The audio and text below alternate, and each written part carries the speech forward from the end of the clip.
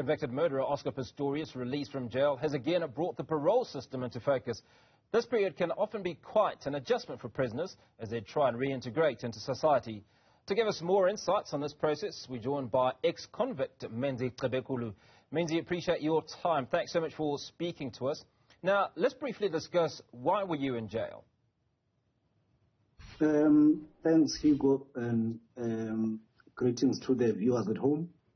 I was sentenced for murder and attempted murder, and I was sentenced for 10 years for murder and 8 years for attempted murder. But the sentence was ordered to run concurrently.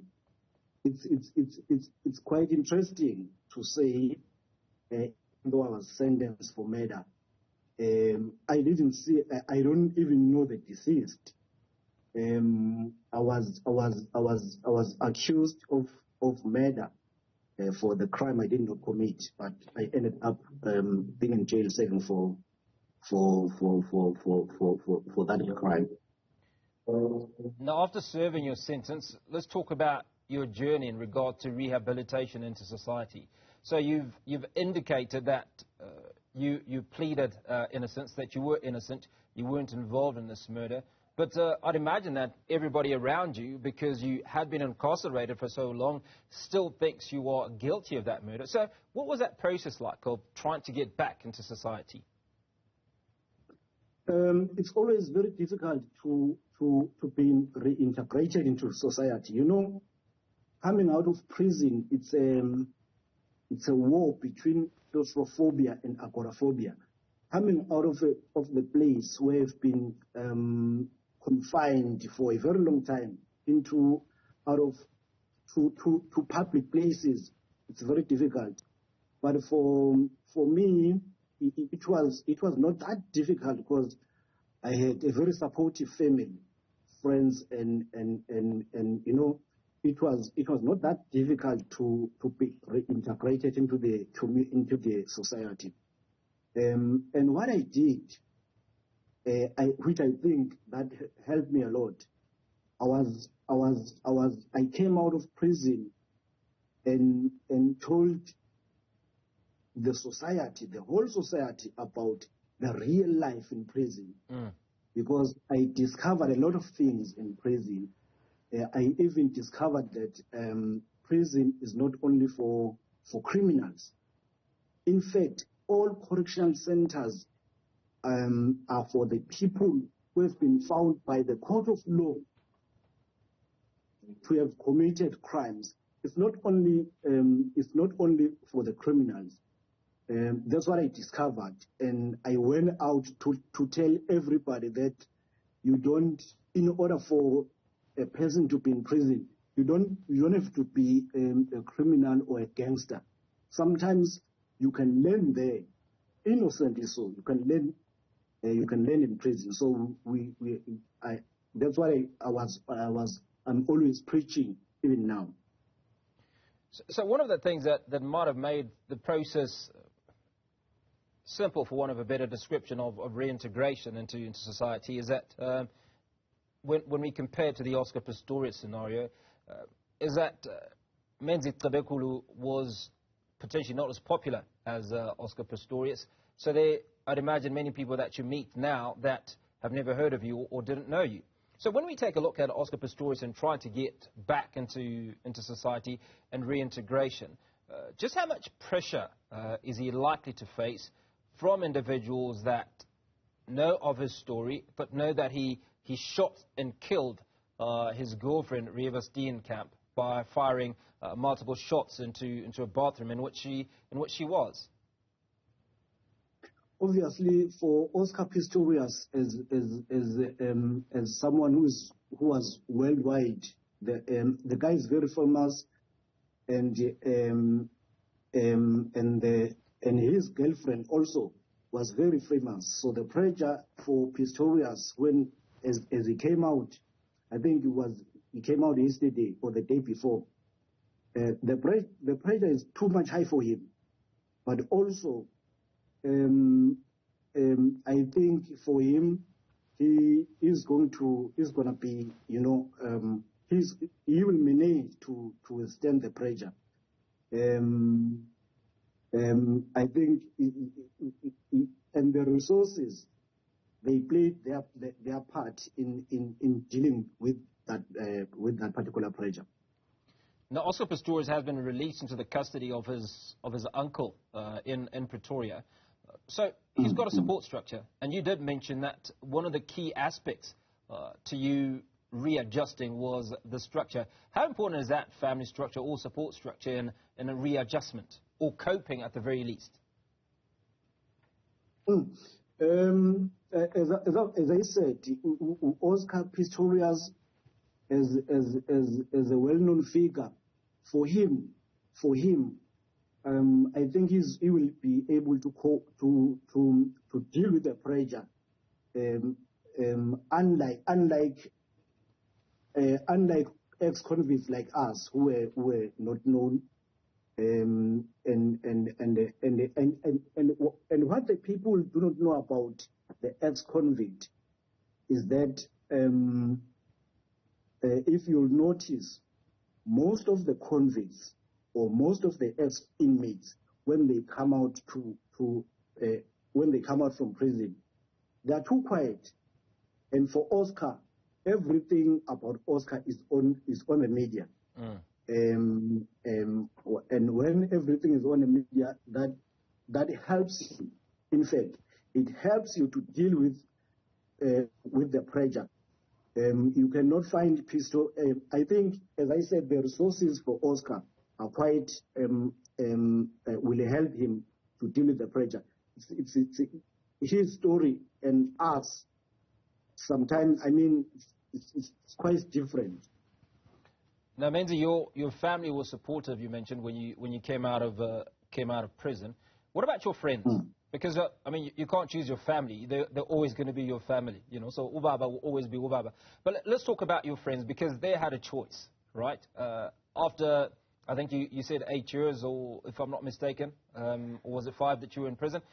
Did they take you back? Did they accept you? Did they give you an opportunity to explain your story? Yes, they did. I had brothers who were also my friends. I had also friends from university, because I was sentenced when I was in my second year. I also had, I had many friends, so they were supportive. They even visited me frequently in prison while I was in prison. I think they helped me a lot. You know, when you are in prison, you need a lot of things. So I used to get all those things from friends. Now, Menzi, this conversation is about the emotions that you went through, being accused and convicted of a crime, as you say, that you did not commit. What are the emotions that you went through? Were you angry? Were you angry with the system?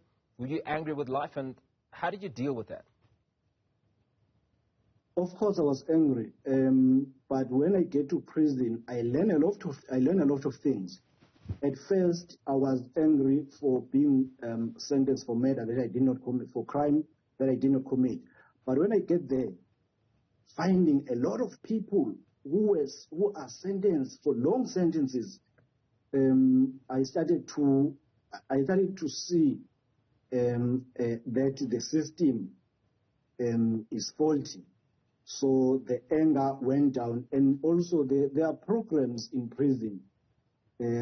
That there are programs like anger management and other programs that helps you to deal with the issues of anger, emotions, and all that. I think that those programs help a lot. Now, prisons are held under the jurisdiction of the Department of Correctional Services. So a lot of it is not about, they don't call it imprisonment. I mean, it's incarceration, but it's a correctional service facility. So let's talk about what correcting is actually done, and just how much did you learn or get up from the system when you were in prison? I think the Department of Correctional Services is trying its level best to bring about change in each and every prisoner incarcerated in correctional centers. But I think the number of prisoners inside the prison is the biggest challenge for the correctional services. That's the biggest challenge, because day in, day out, all prisons in South Africa, they accept maybe more than 5 prisoners, new prisoners from court. So every day, new prisoners are being brought in correctional centers, which makes it very difficult for Department of Correctional Services to manage, to deal with the number of inmates in the correctional service. If you look at the stats of the people who are in prison, you will see that the department the Department of Correctional Services has a lot to do in its attempt to manage all those things in correctional centers. Now, Menzi, let's talk about 2 types of prisoners that leave the prison. One is like yourself, who reintegrates into society and goes out speaking to people and motivating young people out there, reflecting on your experience in prison and the challenges that you potentially could have faced. And then there are those who carry on and go back to the world of crime. What is the difference between the 2 prisoners? Is it the experience that they had when they were in prison? Is it about the individual? What are the circumstances that lead to some being reformed and others not? That is an issue. That is the issue of unemployment. You know, when you come out of prison, the first thing that you need is money. It's work, something to do. Remember, when you come out of prison, you have a criminal record, and criminal record always it's always problematic. Can I? You know, I came out in prison in 2015. But the system still hinders me to expand my criminal record. So it's the rate of unemployment that get them back into prison. That's all I can say. So one final question, Menzi, is how can society help? How can the system help ex-convicts in reintegrating into society, in as far as employment is concerned? Because you will admit that one of those issues is trust. I mean, how do you trust this individual who's been behind bars for X number of years not to commit a similar offence within the environments in which they're seeking employment? There is a program that that was when I was still in prison. There was a program called Victim Offender Dialogue. That program aimed at the aim of that program was to bring the inmate to the victim so that they talk peace. I think that program, but the loophole with that program is that it is not compulsory. It's voluntary. It's for the inmate voluntarily coming out and say to the authorities, I want to meet the victims. If that program could be made compulsory, I think that's where the society could play a very important role in transforming an inmate, and that would make reintegration very easy for someone who just came out of prison. Menzi, appreciate your time. Thank you kindly for speaking to us. We're speaking to ex-convict